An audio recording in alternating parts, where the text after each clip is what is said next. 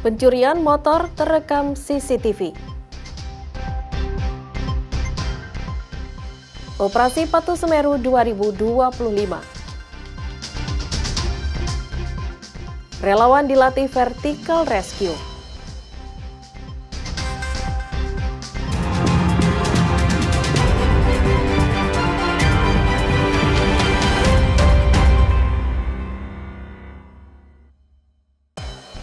Selamat pagi saudara, Kompas Madiun hari ini hadir dengan beragam informasi penting dan menarik. Selain 3 sorotan tadi, sejumlah informasi penting dan menarik lainnya akan kami sajikan dalam Kompas Madiun hari ini. Selama 30 menit ke depan bersama saya Dia Ayu, inilah Kompas Madiun selengkapnya di Kompas TV Independen Terpercaya.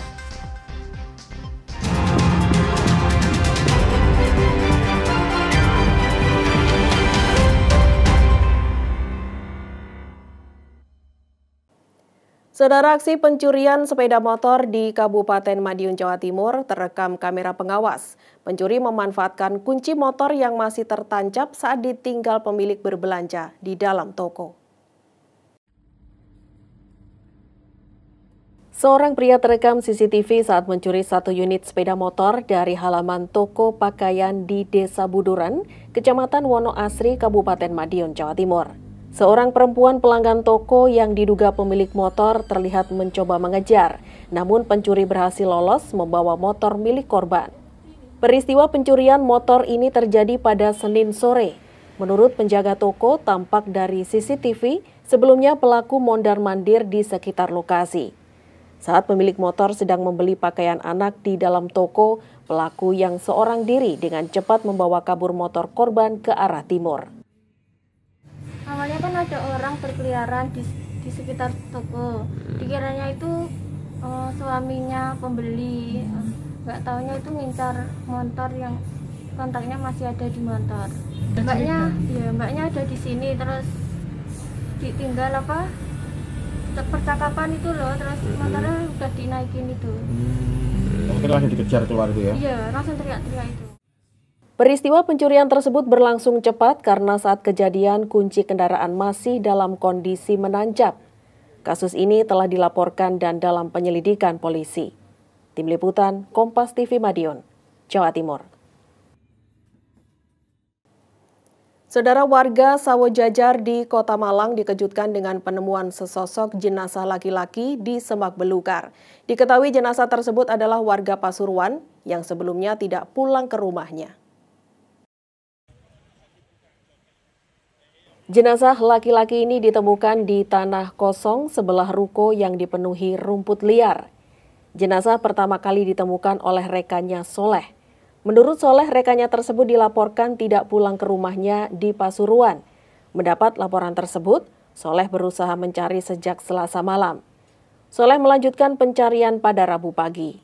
Saat berkeliling di sekitar ruko, Soleh menemukan sepeda motor rekannya yang terparkir di tanah kosong.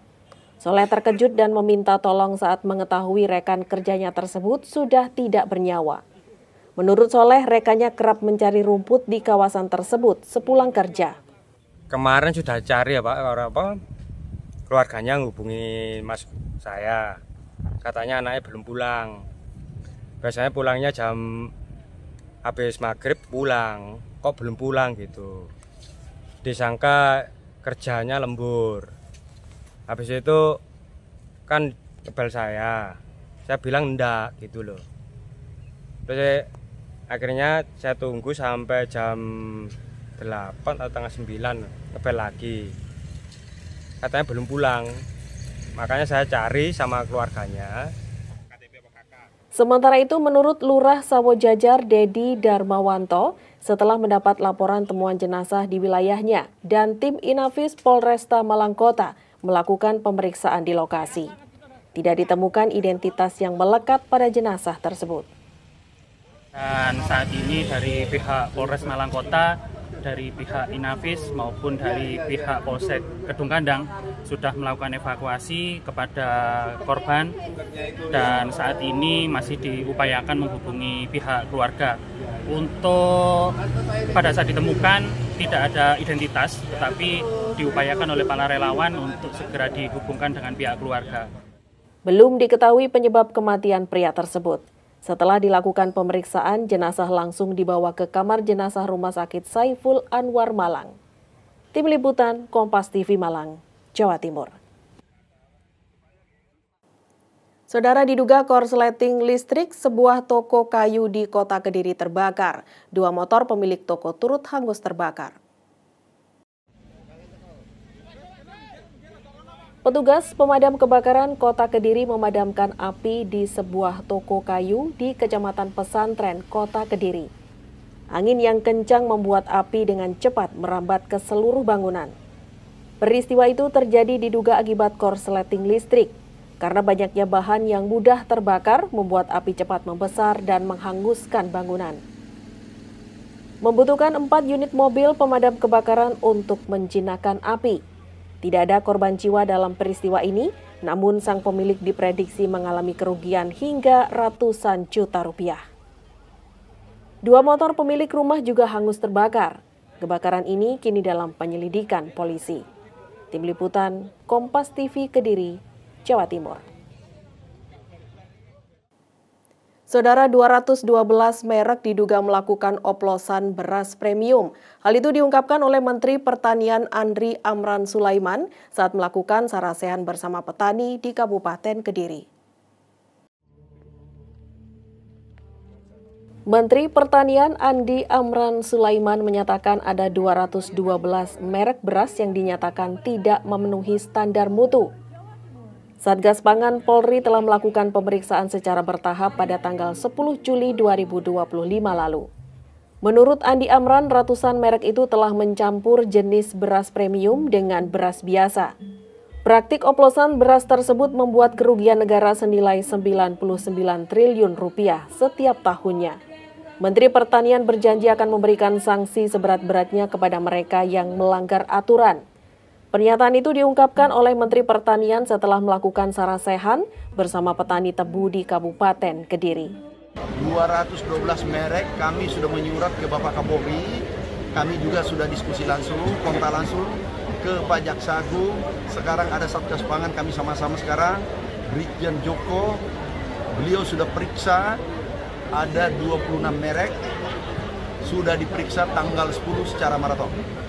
Dan kami yakin ini akan ditindak tegas. Kenapa? Merugikan konsumen kita 99 triliun, hampir 100 triliun setiap tahun. Menteri Pertanian juga menyatakan komitmennya untuk mengembalikan kejayaan tebu nasional dan memastikan kesejahteraan petani melalui dukungan anggaran dan regulasi di Kementerian Pertanian. Tim Liputan Kompas TV Kediri, Jawa Timur. Saudara, operasi Patuh Semeru 2025 di Kabupaten Madiun, Jawa Timur menjaring sekitar 154 pelanggar. Pelanggar masih didominasi oleh pengendara kendaraan roda 2. Pada operasi kali ini sejumlah pengemudi kendaraan besar juga dites urin. Operasi Patuh Semeru 2025 di Terminal Caruban, Kabupaten Madiun, Jawa Timur, Rabu pagi menjaring sekitar 154 pelanggar lalu lintas. Pelanggaran didominasi oleh pengendara kendaraan roda 2. Pelanggaran diantaranya tidak memasang plat nomor hingga tidak memasang kaca spion. Di samping itu terdapat pengendara yang tidak membawa kelengkapan dokumen kendaraan serta surat-surat izin mengemudi. Sasaran lainnya yaitu pengendara di bawah umur, tidak memakai helm standar atau sabuk pengaman, serta pengemudi dalam pengaruh alkohol hingga melawan arus lalu lintas.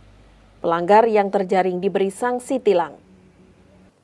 Khusus kendaraan yang mati pajak diserahkan ke Dispenda untuk diarahkan dalam pelunasan pajak kendaraan. Sejumlah pengemudi kendaraan besar atau angkutan umum juga dilakukan tes urin di tempat. Operasi Patuh Semeru yang digelar mulai 14 sampai 27 Juli 2025 ini untuk meningkatkan kesadaran masyarakat akan pentingnya mematuhi peraturan lalu lintas dan menekan angka kecelakaan. Di sini kami melaksanakan operasi Patuh Semeru 2025. Operasi ini nanti akan kita laksanakan sudah dibuka ya dari tanggal 14 nanti sampai tanggal 27 Juli 2025. Tujuan utama operasi patuh ini tentunya untuk meningkatkan kesadaran masyarakat akan pentingnya mematuhi peraturan lalu lintas, menekan angka kecelakaan, serta tentu saja untuk kembali menertibkan pengguna jalan di wilayah Kabupaten Madiun. Operasi ini turut menggandeng sejumlah pihak, diantaranya Dinas Pendapatan Daerah, anggota TNI, Dinas Perhubungan, dan Jasa Raharja. Tim Liputan Kompas TV Madiun, Jawa Timur. Saudara, kami akan kembali dengan informasi puluhan relawan di Kota Madiun mengikuti pelatihan vertical rescue atau teknik evakuasi korban pada medan terjal di ketinggian. Sesaat lagi usai jeda berikut.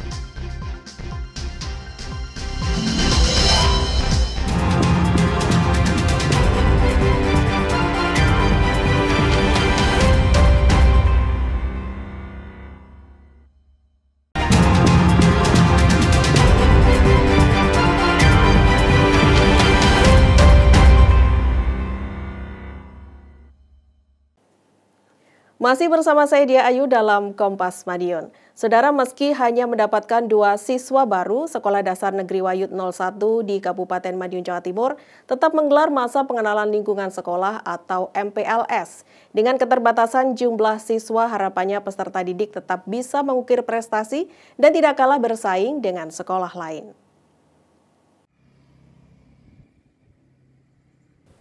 Setelah berjuang mencari siswa pada sistem penerimaan murid baru, Sekolah Dasar Negeri Wayud 01 Kecamatan Jiwan, Kabupaten Madiun, Jawa Timur akhirnya mendapat 2 siswa baru. Meski hanya dapat 2 siswa, sekolah yang berada di perbatasan Kabupaten Madiun, Kota Madiun, dan Kabupaten Magetan ini tetap menggelar masa pengenalan lingkungan sekolah atau MPLS selama 5 hari sejak Senin pagi. Masa pengenalan lingkungan sekolah untuk siswa baru SDN Wayud 01 turut melibatkan atau digabung 18 siswa lain yang merupakan kakak kelas mulai dari kelas 2 sampai dengan kelas 6. Tujuannya agar siswa baru mampu untuk bersosialisasi dan mengenal satu persatu siswa dari kelas lain. Meski begitu, MPLS tetap disesuaikan dengan porsi masing-masing kelas. Untuk SDN Wayud 1,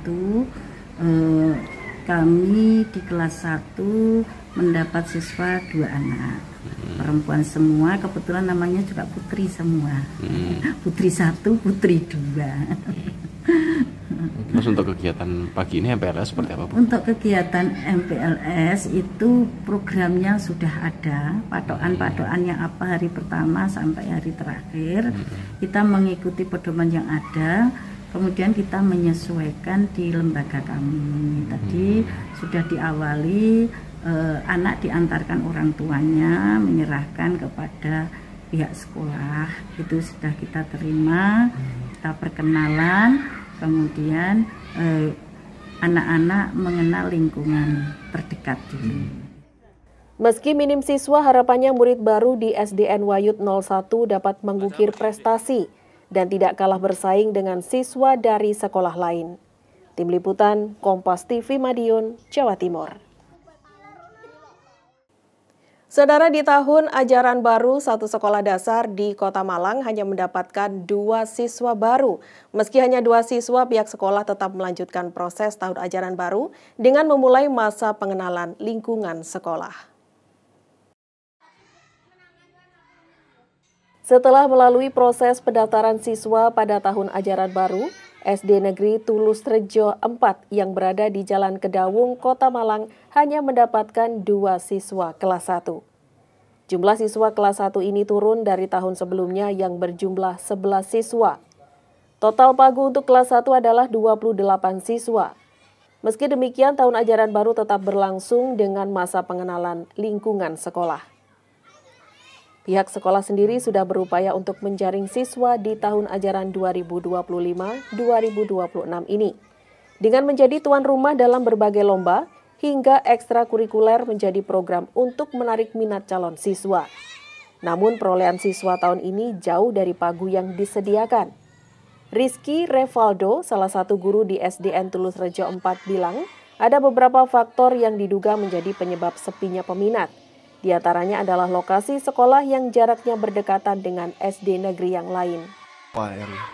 Siswa yang masuk masih 2 orang. Dari kuotanya berapa sih, Pak? Kuotanya 28. Pak, beberapa penyebab kurangnya siswa itu sebenarnya apa, Pak? Kurangnya siswa itu kalau yang kompleks yang depan itu larinya ke sekolah yang bagian depan. Kalau yang bagian kampung itu ada sekolah yang lebih dekat juga. Jadi kita kondisinya di tengah-tengah memang. Jadi di kampung yang juga jarang anak kecil. Kalau usaha ekspos sekolah kita sudah maksimal. Jadi kita jadi tuan rumah lomba, kita ikut lomba-lomba event olahraga dan lain-lain untuk memikat, tapi mungkin masih belum cukup. Sementara itu Wahyu Iskandar, salah satu wali murid kelas 1, mengaku meski hanya ada 2 siswa, hal tersebut tidak menjadi masalah. Menurut Wahyu, dengan murid yang sedikit, proses belajar bisa lebih maksimal.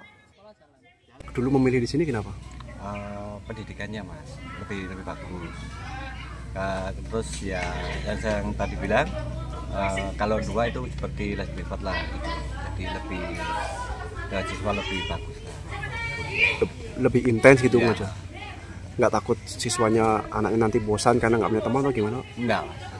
Soalnya dari siswanya sendiri semua guyup, Mas. Jadi ini langsung dirangkul dari kelas 2. Jadi diajak main gitu. Di tahun ajaran baru ini, SDN Tulus Rejo 4 terus berkoordinasi dengan Dinas Pendidikan dan masih membuka peluang jika ada siswa yang pindah dari sekolah lain. Tim Liputan, Kompas TV Malang, Jawa Timur.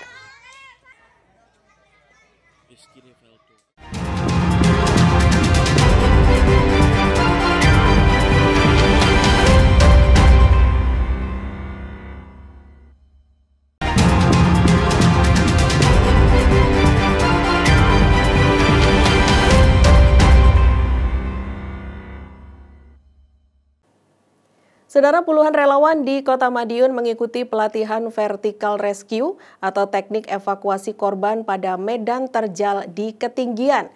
Pelatihan tersebut melibatkan fasilitator dari Batalion Infanteri 501 Bajrayuda serta Federasi Panjat Tebing Indonesia.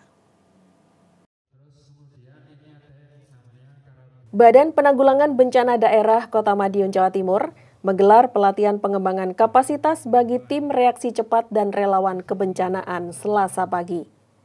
Pelatihan ini untuk mendorong terwujudnya ketangguhan masyarakat, khususnya pada relawan dalam menghadapi potensi bencana di wilayah Kota Madiun. Sekitar 50 orang yang berasal dari unsur masyarakat serta organisasi sosial kemasyarakatan dilatih oleh fasilitator dari Batalion Infanteri 501 Bajrayuda. Anggota Federasi Panjat Tebing Indonesia juga didatangkan untuk memberi pembekalan materi kepada seluruh peserta pelatihan yang digelar di Stadion Wilis. Seluruh relawan diperkenalkan tentang alat-alat penyelamatan, teknik dasar penyelamatan, serta simulasi vertical rescue atau teknik evakuasi korban pada medan terjal ketinggian. Ini sebagai salah satu upaya untuk mempersiapkan tim reaksi cepat, khususnya yang dari relawan, ya, agar nanti seandainya terjadi bencana di kota kita, itu seandainya ini, kita udah siap semuanya, baik dari kami tim TRC BPBD maupun relawan yang ada di Kota Madiun. Materi pelatihan difokuskan pada peningkatan keterampilan teknis dan kesiapsiagaan dalam merespon situasi darurat. Yang kita berikan dalam pelatihan vertical rescue ini untuk rekan-rekan ini, dan sebenarnya hanya refresh materi aja yang sebelumnya sudah kita berikan dalam pelatihan sebelumnya. Ini kita sudah perkenalkan standarisasi dalam